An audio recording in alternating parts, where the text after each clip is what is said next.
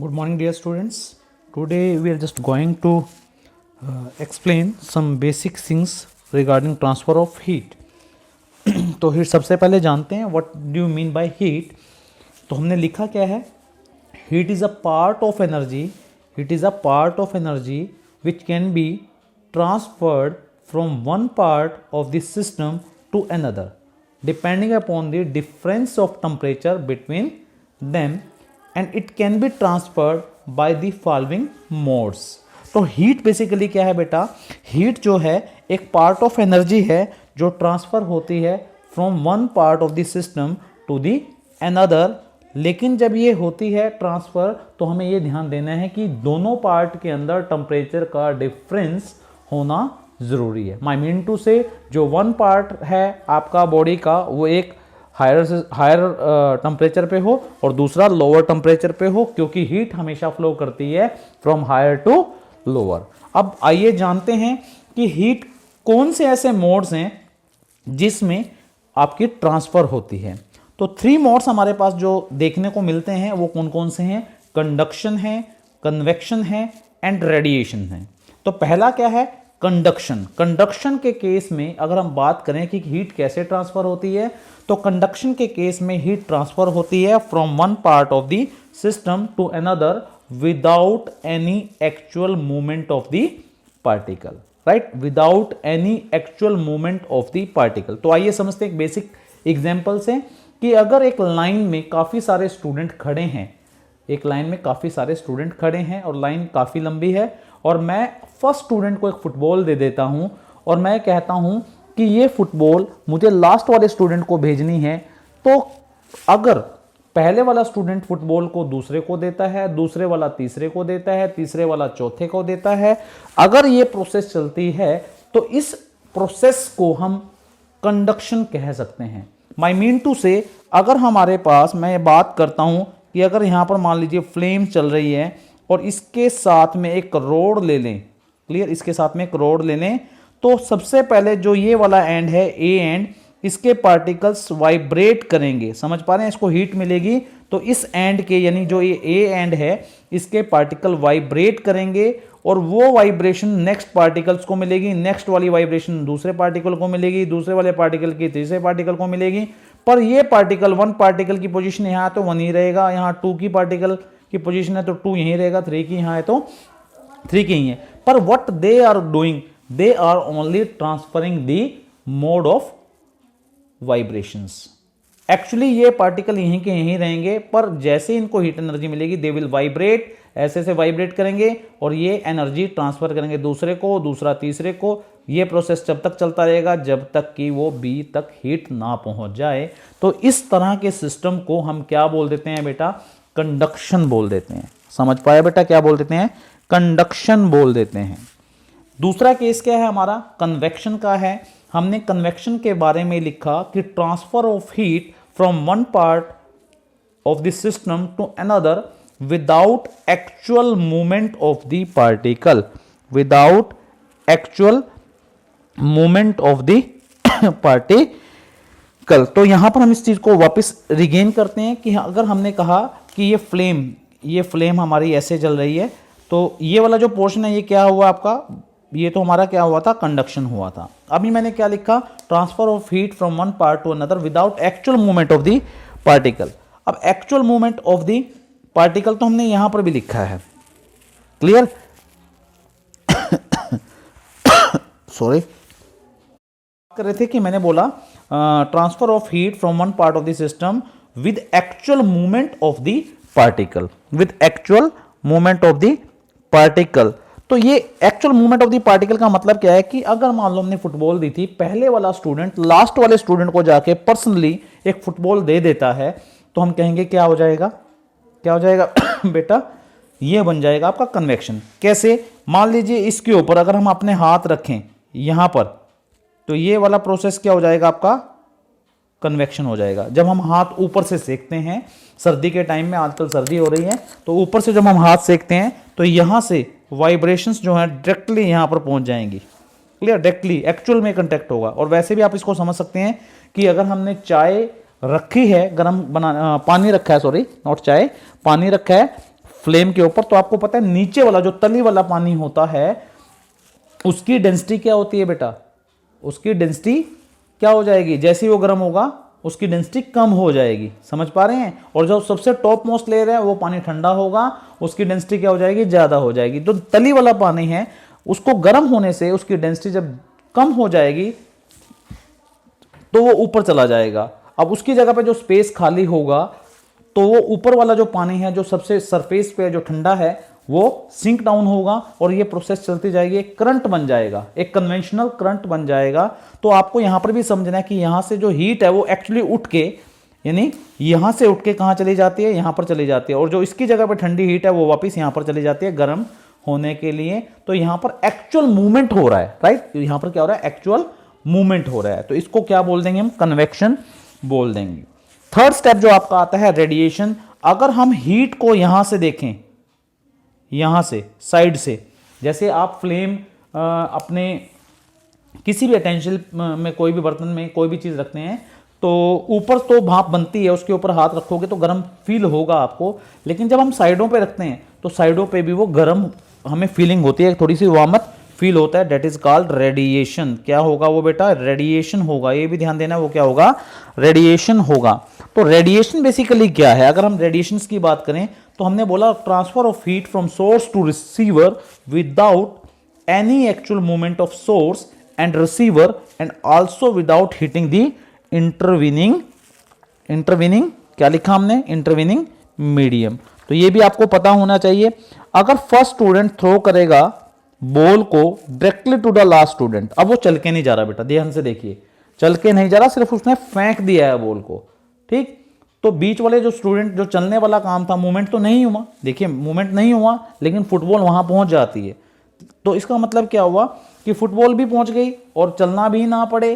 तो ऐसा जो हमारा सिस्टम होता है उसको हम क्या बोल देते हैं बेटा, रेडिएशंस बोल देते हैं, ठीक है।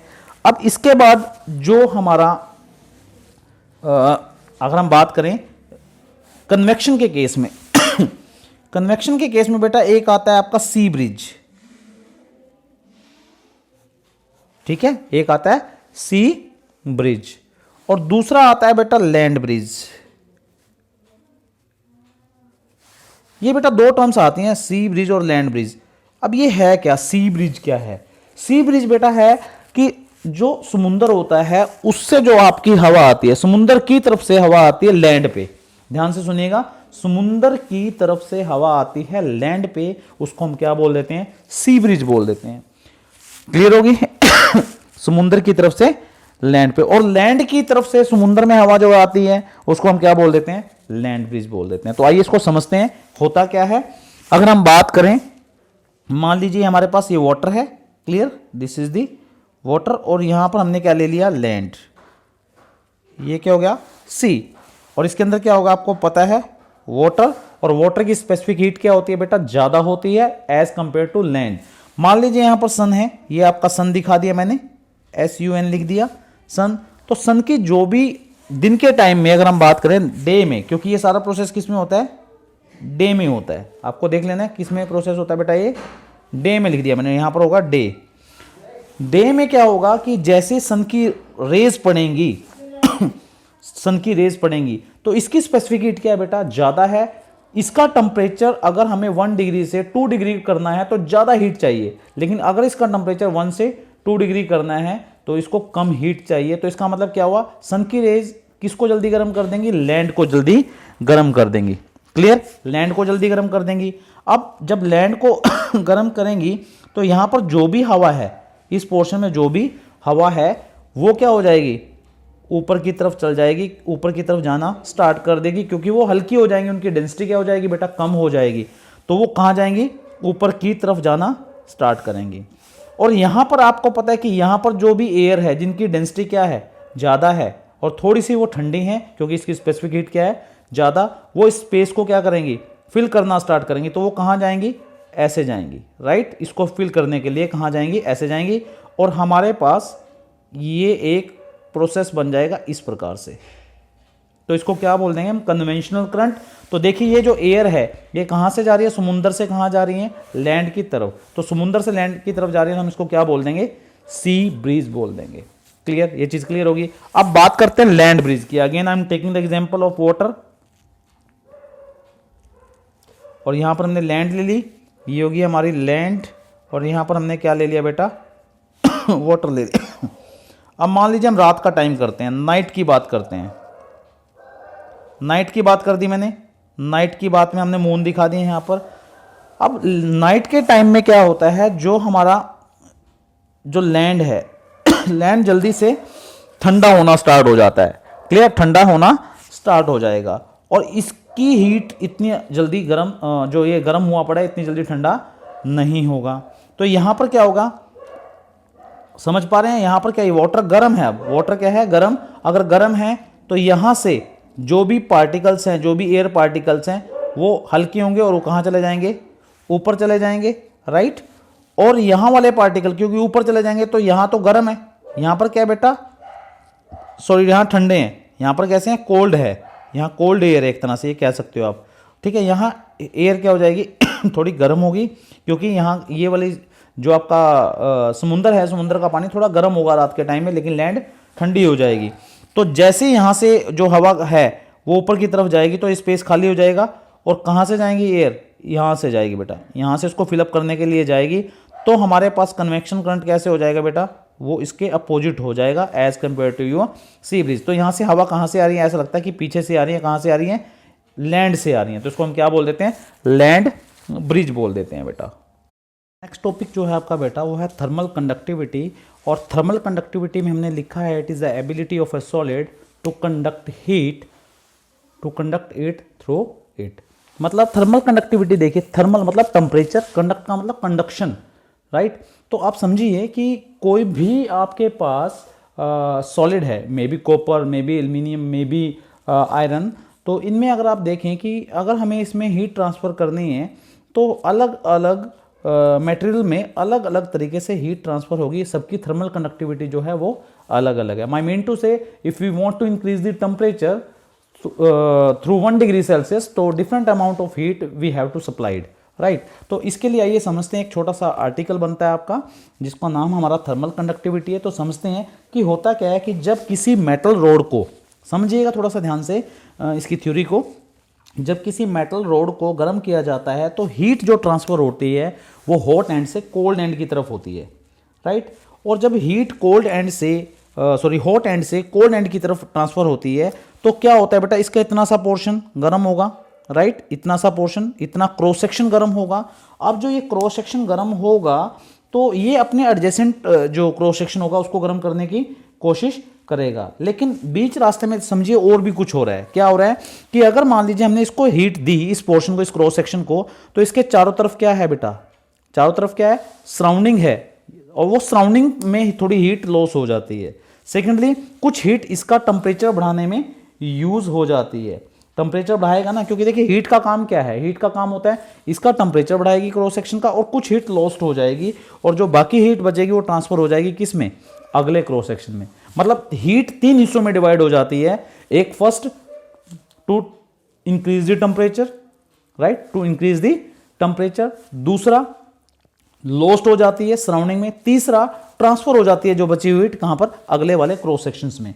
तो इस केस में जो नेक्स्ट क्रॉस सेक्शन है ये भी यही काम करेगा, उसका कुछ पोर्शन सराउंडिंग में लॉस्ट होगा और कुछ पोर्शन नेक्स्ट में जाएगा, कुछ पोर्शन उसका नेक्स्ट वाले का मतलब टेम्परेचर बढ़ाने में काम आएगा, ठीक है। ये प्रोसीजर होता रहेगा। तो इस प्रोसीजर में टेम्परेचर जो है वो बढ़ता जा रहा है, राइट। टेम्परेचर क्या है, हर क्रॉस सेक्शन का टेम्परेचर क्या होता जाएगा, बढ़ता जाएगा। इसका मतलब ये स्टेट कैसी हो जाएगी बेटा, वेरिएबल स्टेट हो जाएगी। कैसी स्टेट हो जाएगी, वेरिएबल स्टेट हो जाएगी।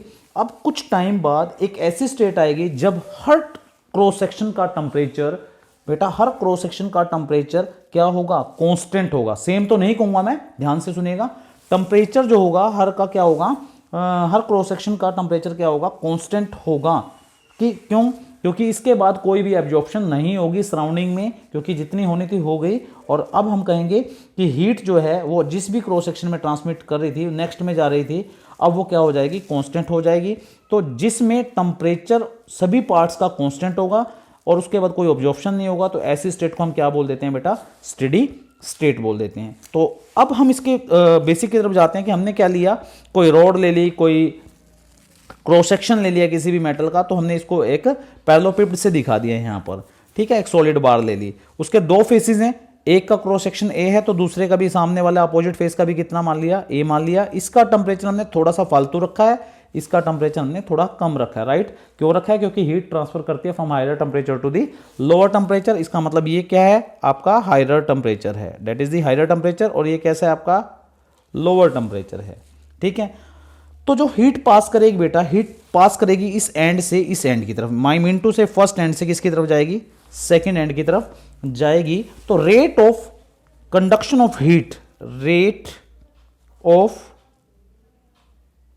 कंडक्शन ऑफ हीट, उसको हम रिप्रेजेंट करेंगे delta Q by delta T से। ध्यान से, टाइम है ये बेटा, टेम्परेचर नहीं है, दिस इज द टाइम।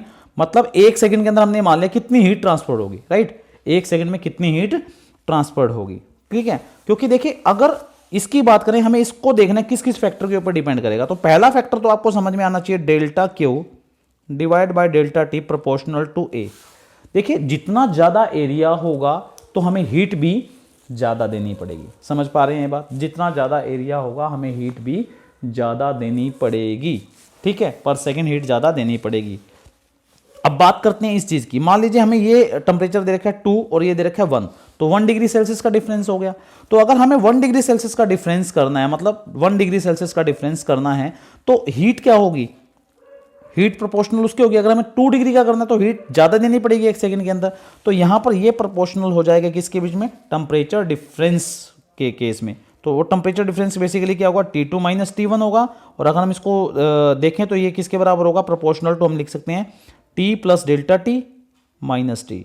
तो डेट इज इक्वल टू किसके बराबर आ जाएगा, ये डेल्टा टी के बराबर आ जाएगा। समझ पाए, मतलब ये फैक्टर जो है ये इसके बराबर है, तो डेल्टा टी के बराबर आ जाएगा। तीसरा जो प्रोपोर्शनल आएगा, फर्स्ट प्रोपोर्शनल ये है, सेकंड प्रोपोर्शनल ये है, तीसरा प्रोपोर्शनल आएगा 1 बाय डेल्टा एक्स।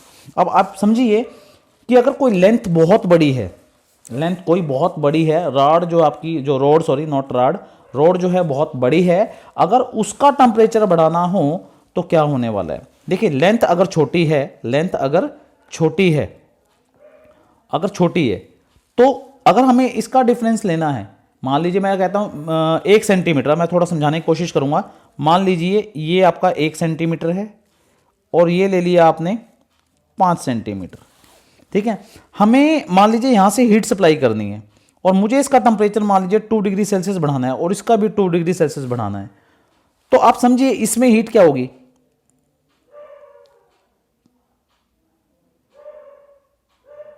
देखिए अगर ये डेल्टा एक्स छोटा है,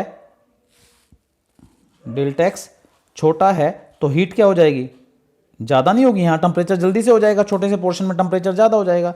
और यहीं पर अगर हम देखें तो यहां पर क्या होगा, डिफरेंस ज्यादा होगा। नहीं समझ पा रहे, समझिए इस चीज को। देखिए डेल्टा एक्स अगर कम है, मतलब ये डिफरेंस, ये लेंथ जो है ये कम है, तो हीट क्या हो जाएगी, ज्यादा हो जाएगी। समझ पा रहे हैं, हीट क्या होगी, ज्यादा होगी, ठीक। और यहां की अगर बात करें इस क्रॉस सेक्शन में, तो हीट यहां पर ट्रांसफर क्या होगी, कम होगी, ठीक है। तो इन सबको मिलाने से हमारे पास कितना आएगा, delta Q by delta T proportional to क्या आएगा बेटा, A delta T divide by delta X. और इस प्रोपोर्शनल को हटाने के लिए हमने लिख दिया के क्या आपका कोफिशिएंट ऑफ थर्मल कंडक्टिविटी है। के क्या है बेटा, कोफिशिएंट ऑफ थर्मल कंडक्टिविटी है, नोट कर लीजिएगा। कोफिशिएंट ऑफ, ये इसका मतलब क्या है, कोफिशिएंट ऑफ थर्मल कंडक्टिविटी है बेटा, delta Q by delta T. Basically ये delta Q by delta T क्या है, ये हीट ही है, ठीक है, ये हीट ही है, तो इसको बोलते हैं कोफिशिएंट ऑफ कंडक्टिविटी। क्लियर। अब यहां से हमें इसकी के की वैल्यू कितनी आएगी बेटा, के की वैल्यू देखिए कितनी आएगी, के की वैल्यू आएगी बेटा delta Q by delta T divide bye A delta T bye delta x. ये टेम्परेचर ग्रेडियंट है, इसको बोलते हैं टेम्परेचर ग्रेडियंट, ठीक है। अब ये टेम्परेचर ग्रेडियंट है, तो यहां पर हमारे पास क्या आ जाएगा, देखिए जूल पर सेकंड, और यहां से एरिया किस में होगा, मीटर स्क्वायर में, टेम्परेचर केल्विन में होगा, और नीचे सेंटीमीटर या मीटर में हमने ले लिया, तो आपको ये समझ लीजिए ये मीटर स्क्वायर में होगा। तो अगर हमसे कोई पूछता है कि कोफिशिएंट ऑफ थर्मल कंडक्टिविटी क्या होगा, तो हम कहेंगे ये किसके बराबर है, equal to the rate of flow of heat. ये क्या है, rate of flow of heat per unit area per unit temperature gradient across the solid. ठीक है, ये आपको याद रखना है। के की वैल्यू जो है बेटा लार्ज होती है in case of conductors and small होती है इन केस ऑफ इंसुलेटर। ये आपको याद रखना है बेटा, नोट डाउन कर लो बेटा। आइए अब पढ़ते हैं हम green house effect. Green house effect क्या होता है बेटा, इसको समझते हैं only not theoretically but I am just giving the example. तो समझिएगा, मान लीजिए सन है, ठीक, ये सन है बेटा। इस सन से जितनी भी रेडिएशंस आएंगी, देखिए ये सभी तरह की रेडिएशंस को लेता है, मतलब इसके अंदर सभी तरह की वेवलेंथ की रेडिएशंस निकल रही हैं। और मान लीजिए ग्लास है, हमने एक रूम बना दिया जो कि कैसा है, ग्लास का है। क्लियर है, किस चीज़ का रूम बना है बेटा, ग्लास का बना है। तो इसमें से सारी रेडिएशंस इसके अंदर चली जाएंगी। और मान लीजिए यहाँ पर सारा कोई ना कोई ऑब्जेक्ट रखा हुआ है, ये हमने क्या ले लिया बेटा, ऑब्जेक्ट ले लिया। अब ये ऑब्जेक्ट क्या होगा बेटा, हीट होगा। ध्यान से सुनिएगा, ये बेटा ऑब्जेक्ट क्या होगा, हीट होगा। ठीक है, जब ये हीट होगा तो इसमें से भी रेडिएशंस निकलेंगी, इसमें से भी क्या निकलेंगे बेटा, रेडिएशंस निकलेंगी।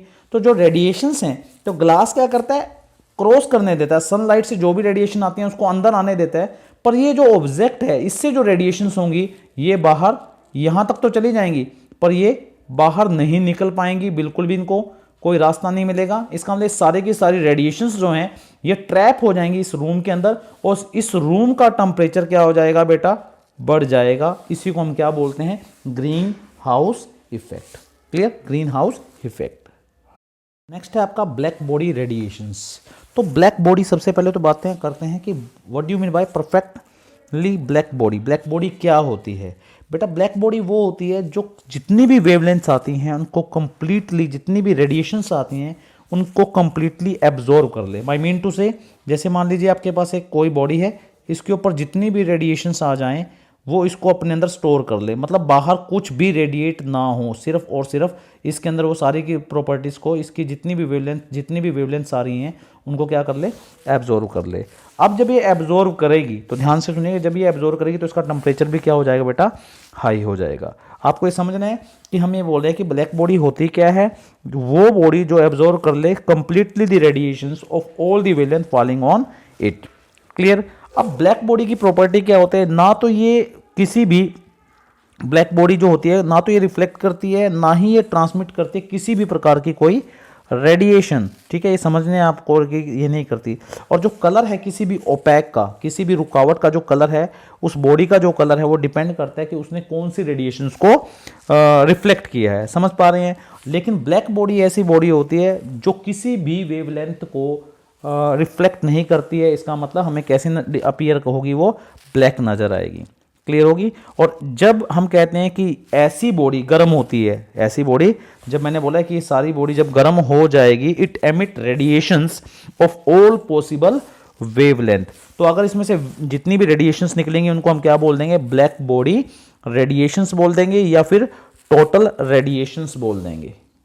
अब हम बात करते हैं इसको समझने की कि कैसे प्रैक्टिस में ली जाती है। मान लीजिए हमने एक कॉनिकल फ्लास्क लिया, ध्यान से दीजिएगा, एक कॉनिकल फ्लास्क लिया और इसका एक छोटा सा ओपनिंग ले लिया, और यहाँ पर हमने क्या ले लिया, यहाँ पर हमने ले लिया एक प्रोजेक्शन, इसको हमने नाम दे दिया P, और इसकी एक वॉल और बना दी। ऐसे वॉल दिखाई मैंने, ये ऐसे वॉल दिखा दी। और जो अंदर वाली वॉल है वो किससे हमने कर रखी है, लैंप ब्लैक से। लैंप किससे किया बेटा हमने, इसको हमने प्रोजेक्ट किया, लैंप ब्लैक ही होगा आई थिंक।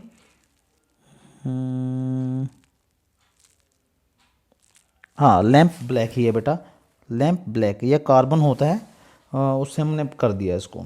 अब होगा क्या बेटा, यहाँ से एक बार रेडिएशन इसके अंदर जाएगी तो क्या होगा, टकराएगी। टकराने के बाद मान लीजिए हम ऐसे जाके टकरा गई, टकराने के बाद क्या होगा, मल्टीपल रिफ्लेक्शंस होंगे, कभी इधर कभी इधर, और ये सारी की सारी रेडिएशंस इसके अंदर ही समा जाएंगी। समझ पा रहे हैं, क्योंकि नंबर ऑफ मल्टीपल रिफ्लेक्शंस होंगे, और जितने भी रेडिएशंस जाएंगी यहाँ से एंट्री करेंगी इस नैरो होल से, वो सारे की सारी इसके अंदर क्या हो जाएंगी, स्टोर हो जाएंगी और एब्जॉर्ब कर ली जाएंगी। किसके द्वारा, लैंप ब्लैक के द्वारा।